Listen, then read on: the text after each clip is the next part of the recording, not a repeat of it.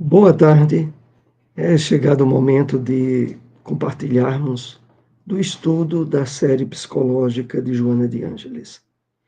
Nós estamos abordando no livro O Homem Integral, o capítulo 6, Maturidade Psicológica. Começamos na semana passada. Lembrando que os estudos anteriores estão no nosso canal no YouTube e no capítulo que nós estaremos dando prosseguimento ao estudo hoje, nós temos o problema do espaço, é o tema de hoje. Posteriormente, teremos também a reconquista da identidade, ter e ser, observador, observação e observado, e o devir psicológico. Esses serão os próximos temas do nosso estudo. Mas antes de iniciarmos as nossas reflexões de hoje sobre o problema do espaço, vamos fazer uma breve reflexão de uma mensagem do Espírito Emmanuel que separamos para introduzir o nosso estudo de hoje. No livro O Evangelho Comentado por Emmanuel, comentário às cartas de Paulo, passagem da carta aos Gálatas, capítulo 5, versículo 9. Escravizar-nos-emos ao cativeiro da sombra, ou libertar-nos-emos para a glória da luz, de conformidade com os moldes vivos que as nossas diretrizes e ações estabelecem. Emmanuel aqui, de uma forma sutil, nos chama a refletir sobre como está o direcionamento do nosso pensamento, da nossa vontade, das nossas ações na vida, no dia a dia. Em relação a isso, ele diz o seguinte: ou nós estaremos expressando a imposição das sombras do nosso passado delituoso, do nosso inconsciente, ou estaremos estabelecendo a superação, a libertação para a glória da luz, de acordo com os moldes vivos. Os moldes vivos, entendamos aqui, as nossas atitudes diárias, em que as nossas diretrizes e ações estabelecem. E, de fato, o Espírito direciona, a princípio, através do pensamento, as energias que irão formar, pela repetição, condicionamentos e hábitos, e que estabelecerão nos sentimentos, emoções e ações a materialização daquilo que originou-se em nosso espírito. O significativo aqui é que Emmanuel deixa bem claro que estar escravo ou estar trabalhando pela nossa liberdade é atitude que depende de cada um de nós. Não é algo que venha imposto em termos de determinação por fatores exteriores ou externos ao nosso espírito. São as atitudes que nascem do nosso íntimo e que precisam, sobretudo agora, em que nessa atual experiência encarnatória encontramos, à luz da doutrina espírita,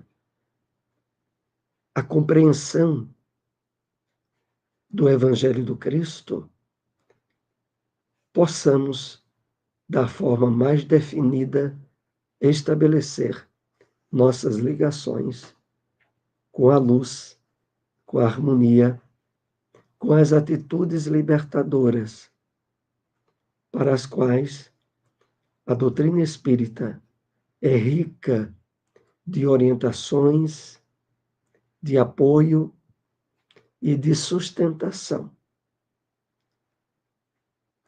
sobretudo nesses estudos que temos tido da série psicológica de Joana de Ângeles, aonde vamos sendo conduzidos ao despertar do eu profundo, ao autoencontro, ao despertar do si, a se perceber de forma mais nítida como espírito imortal, em passagem, em transição através da vestimenta física e grosseira do corpo material.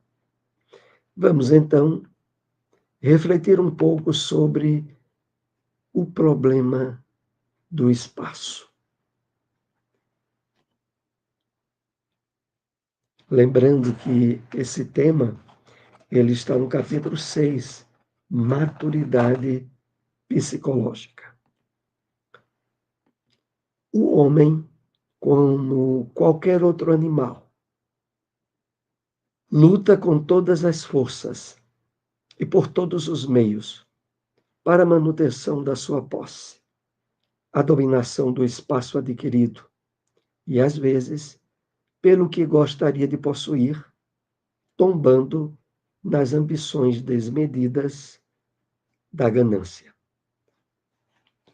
Então, nesse primeiro parágrafo desse tema que trouxemos para compartilhar as reflexões, Joana nos lembra que nós trazemos íncito do nosso passado reencarnatório marcas e características associadas pelo instinto àquilo que, de certo modo, é predominante nos próprios animais.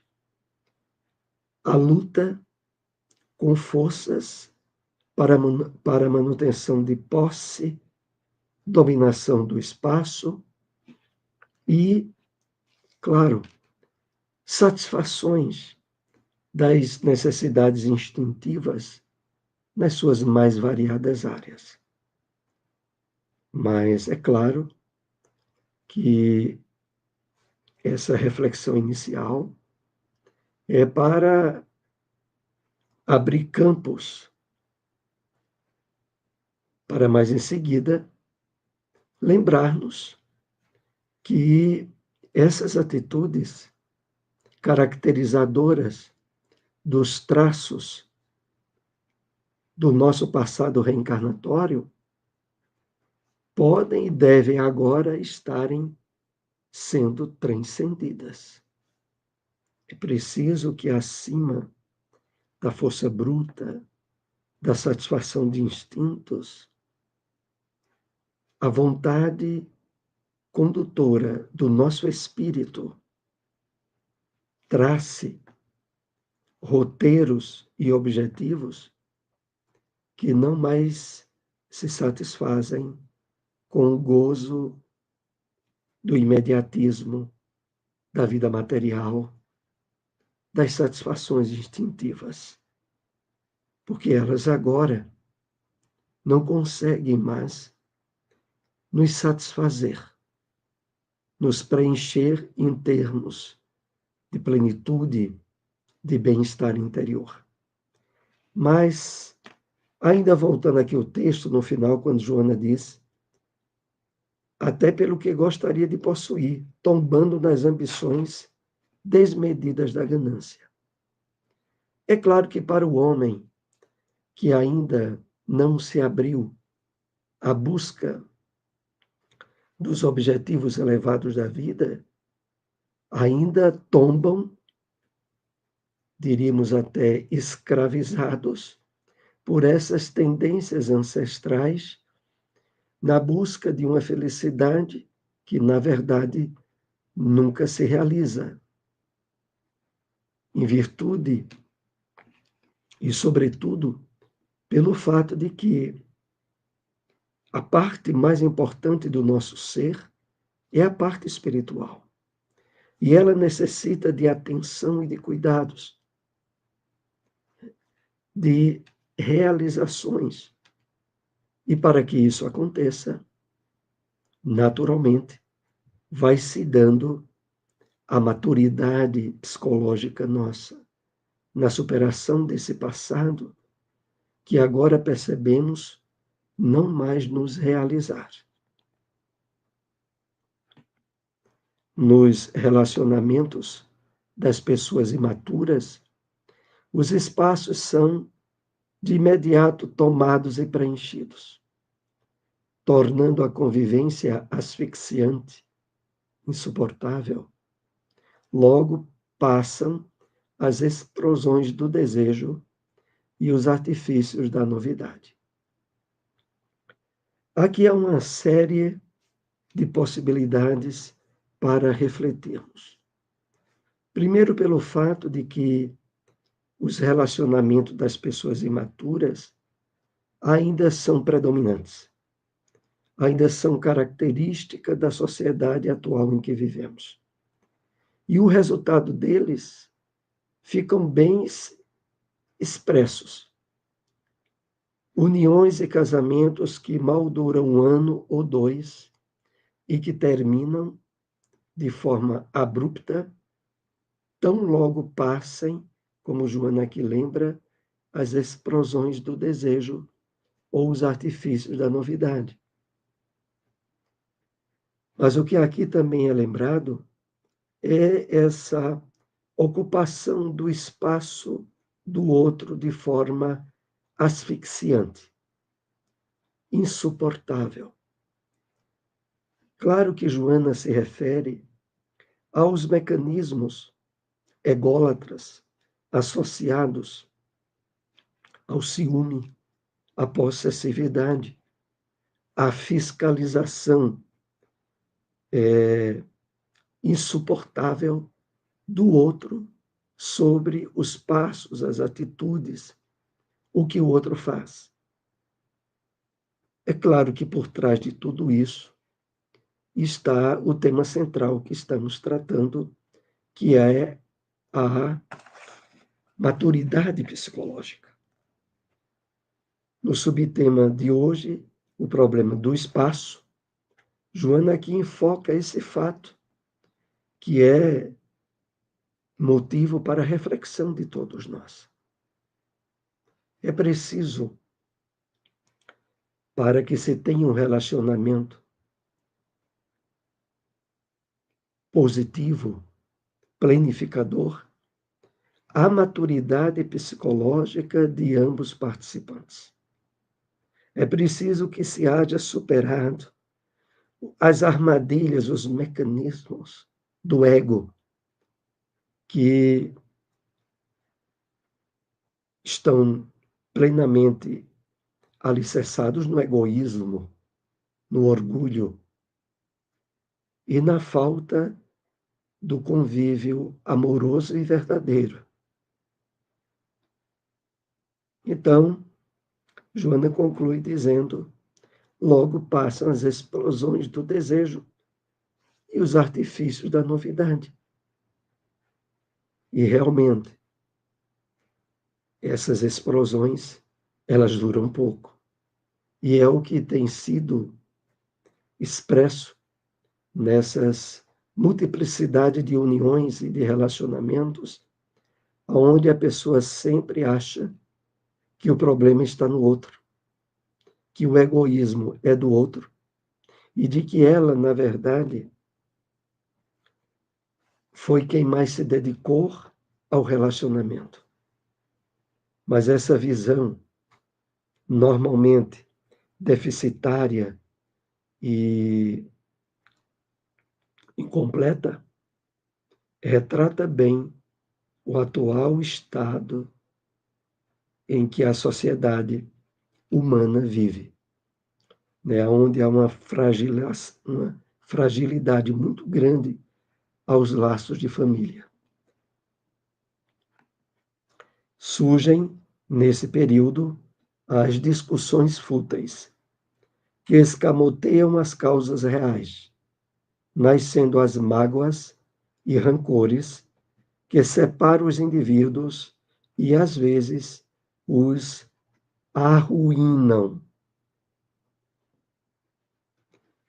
Aqui Joana continua detalhando o que está inserido na ruptura desses relacionamentos, que são antecedidos por discussões por motivos fúteis, aonde a ideia é a dominação e a predominância da vontade de um sobre a do outro, e onde se escamoteiam, né, se disfarçam as causas reais. As causas reais, como citamos, estão profundamente ligadas à imaturidade psicológica que dá campo à intensificação do egoísmo e do orgulho, nascendo as mágoas e rancores que separam os indivíduos e, às vezes, os arruinam. Então, nada mais importante e preventivo do que trabalharmos por estabelecer essa maturidade em nós. Porque a partir dessa maturidade, nós estaremos habilitados ao convívio fraternal, social, familiar, com qualidade, com equilíbrio. Nas afeições de pessoas maduras psicologicamente, não há predominância de uma vontade sobre a do outro. Porém, um bom entrosamento que sugere a eleição da sugestão melhor, sem que ocorra a governança de uma por outra vida. Que maravilha, né? Esse é o resultado das afeições de pessoas maduras psicologicamente. É claro que essa maturidade psicológica, ela vai abranger desde o trabalho do autoconhecimento, da percepção da vida na sua realidade transcendental e espiritual, e em termos um compromisso com o equilíbrio, com a harmonia interior, e aqui podemos acrescentar com o Evangelho de Jesus, pautando esforços de melhoramento e aperfeiçoamento interior, aonde nós já despertamos para a verdadeira luta, para o verdadeiro esforço que devemos ter, que é com o nosso burilamento íntimo, com a nossa melhoria interior, e não em estar dominando e impondo a nossa vontade sobre outrem. Porque isso, quando vai acontecendo nos relacionamentos afetivos, evidentemente os encaminham para a extinção. Então, porém, num bom entrosamento que sugere a eleição, a sugestão do melhor. Ter consciência nos relacionamentos de que não se está competindo com o outro, que não está se querendo suprimir a vontade do outro para impor a nossa, mas sim aberto para a construção que sempre se dá a dois da qualidade do relacionamento. É isso que aqui Joana vai direcionando as nossas reflexões. O afeto conquista sem se impor, deixando livres os espaços emocionais que substituem os físicos cedidos, ampliando seus limites da confiança, que permite o trânsito tranquilo na sua e na área do ser amado.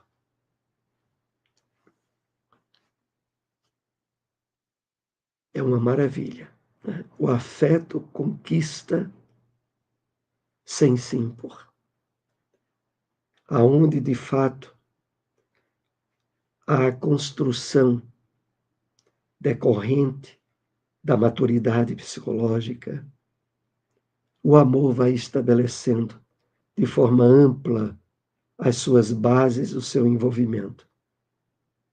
De tal modo, voltando aqui ao texto, deixando livres os espaços emocionais que substituem os físicos cedidos. A pessoa, mesmo numa convivência, numa mesma casa, nos relacionamentos afetivos, aonde o espaço físico é compartilhado,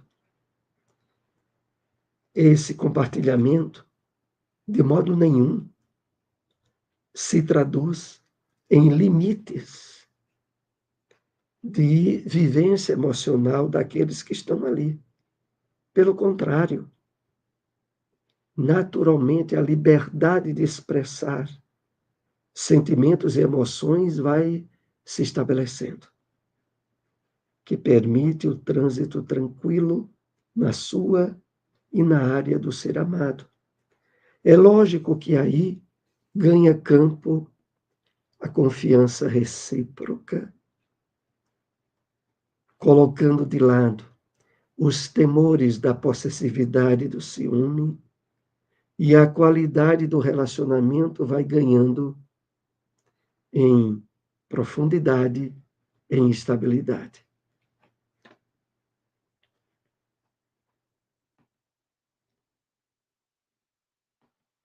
O homem e a mulher de personalidade infantil deseja o espaço do outro, sem querer ceder àquele que acredita seu. Quando consegue, limita a movimentação do afeto a quem deseja subjugar por hábeis maneiras diversas. É assim que acontece, né, na maioria dos relacionamentos onde a predominância da imaturidade dos participantes estabelece uma verdadeira disputa, onde um quer tomar ao máximo o espaço do outro.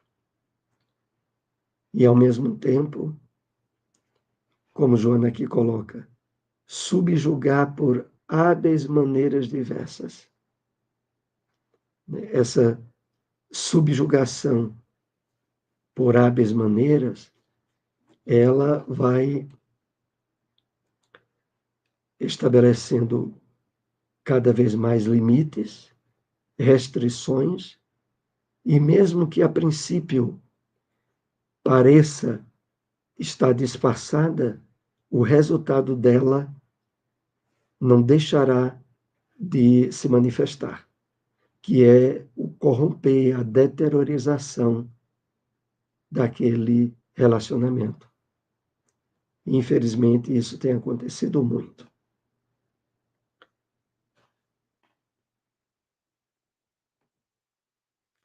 A vida é um dar, um incessante receber.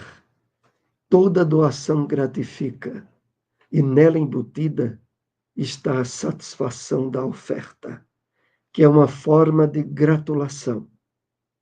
Aquele que se recusa à distribuição padece a hipertrofia da emoção, é atribuída e experimenta carência, mesmo estando na posse do excesso.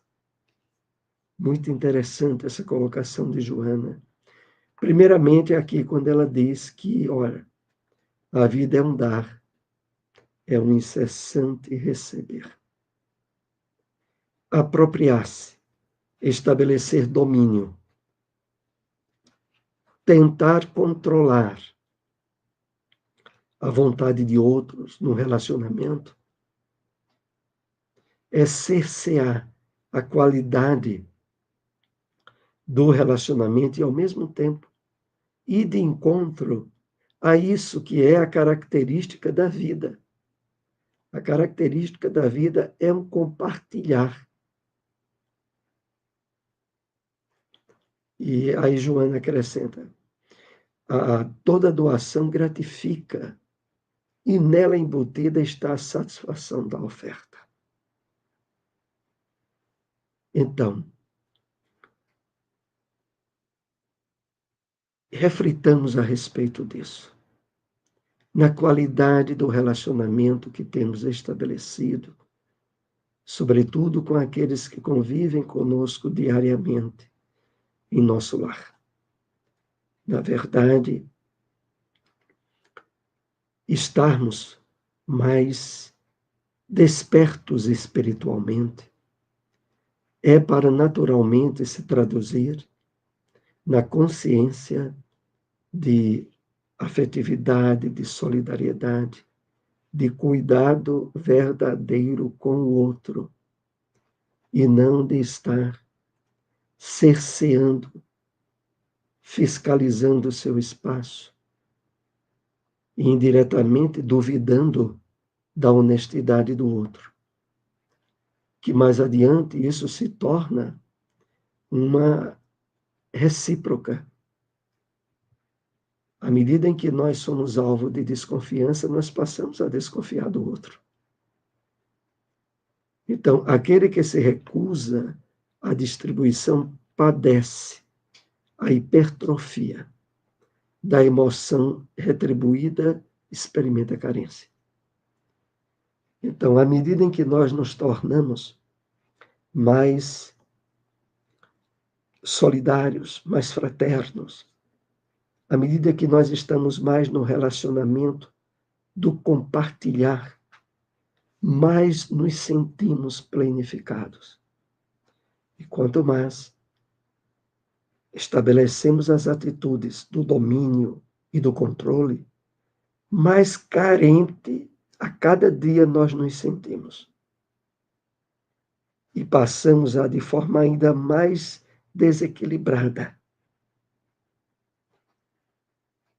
roubar, entre aspas, tirar o espaço do outro e provocar o estabelecimento de um relacionamento de sofrimentos e de limitações. Somente doa, cede quem tem e é livre, interiormente amadurecido, realizado. Assim mesmo, quando não padece, quando não recebe de volta e parece haver perdido o investimento, prossegue pleno, porquanto somente se perde o que não se tem. Vamos refletir aqui nessas colocações de Joana, que são muito importantes.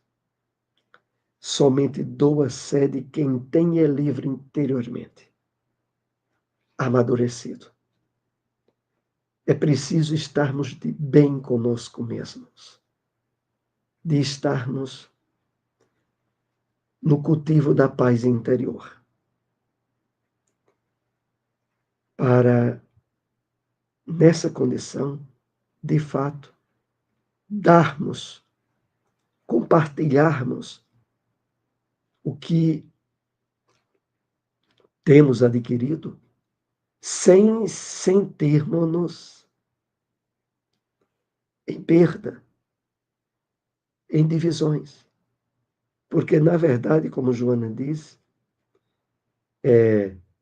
quando não, assim mesmo, quando não recebe de volta e parece haver perdido, prossegue pleno. Porque, na verdade, a pessoa está compartilhando aquilo que ela já é. Então, ela não tem sentimento de perda em relação a isso. Na verdade, ela apenas expressa aquilo que já tem abundantemente dentro de si. E finalizando, quando Joana disse: porquanto somente se perde que não se tem. É interessante, né? Se perde o que não se tem. A pessoa que, na verdade, não tem afeto por ela mesma, não trabalhou o seu autoencontro, a sua autoestima. Ora, se ela não tem autoestima, o que ela vai compartilhar é o quê? É a ausência da autoestima, que na verdade ela não tem. Somente se perde o que não se tem. É esse o sentido. E prosseguindo, a pessoa se deve acostumar com seu espaço, liberando-se da propriedade total sobre ele e adaptando-se mentalmente à ideia de reparti-lo com outrem, mantendo, porém, integral a sua liberdade íntima, cujos horizontes são ilimitados. É claro que para expressar essa característica que Joana aqui coloca, nós precisaremos ter como pré-requisito um nível de bem-estar interior, de autoestima, de autoamor, aonde o compartilhamento de afeto, o compartilhamento de espaço, de tempo, nunca representará qualquer espécie de perda. Porque a pessoa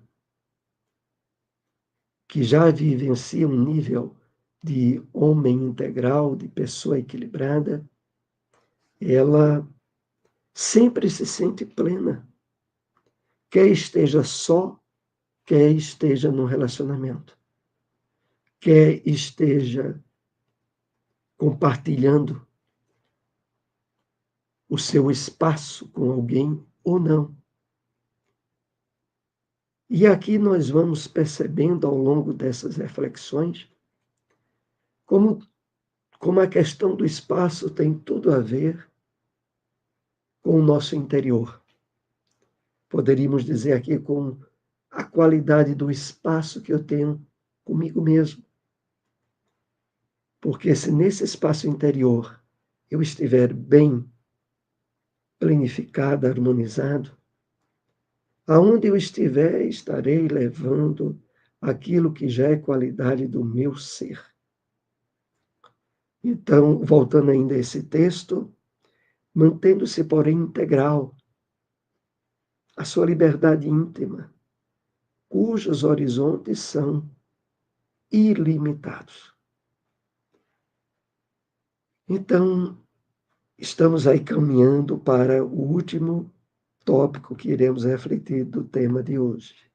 Ademais, deve considerar que os espaços físicos são transitórios, em razão da precariedade da própria vida material, que se interrompe com a morte, transferindo o ser para outra dimensão, onde os limites de tempo e espaço passam a ter outras significações. Então, devemos considerar a realidade do ser imortal, que, na verdade, apenas temporariamente